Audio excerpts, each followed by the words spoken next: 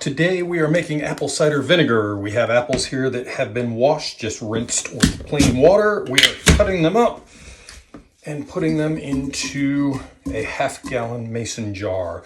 We will squash them down a little bit to make room, then we'll add water and sugar. Okay, apples are in. I'll push them down a little bit. I have about 1.5 cups of water here and a 1/2 cup of sugar. The amount of water doesn't matter too much as long as you don't go overboard. And the whole point right now is just dilute the sugar.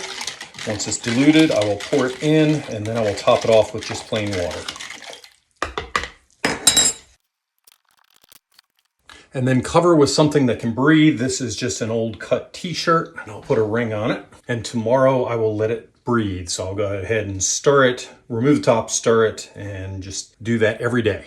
On day 2 and every day after, you'll notice there's bubbles here on the bottom. We will stir this up, which will actually create more bubbles until we take the fruit out. Today we get the apples out of the jars of apple cider here, and then we'll let them chill for a while. So I'm going to use a bucket here, and make sure if you do use a bucket like I am, make sure it's a food grade bucket. I'm going to put a colander on top, and the colander is basically going to act like scaffolding to hold a cheesecloth on for me. And we will empty the remains out here, and I will bag it up in a moment and we will feed it to livestock.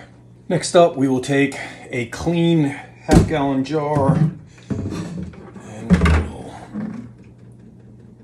dump in. I'm doing this in the sink because I spill a good bit.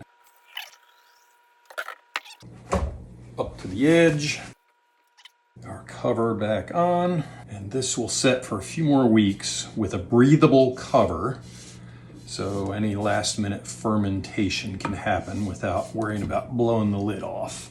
And then finishing up with the apple cider vinegar, it has been 2 months since I took the apples out. They did form a SCOBY. This is a SCOBY right here, symbiotic culture of yeast and bacteria. And I'm actually going to use this to make kombucha with. So I had some that did not have any, some that do. So I am definitely going to use that for kombucha. So what I'm going to do now is seal this up with a plastic lid, or I'll take the SCOBY out, seal it up, and we are good to go for long-term storage.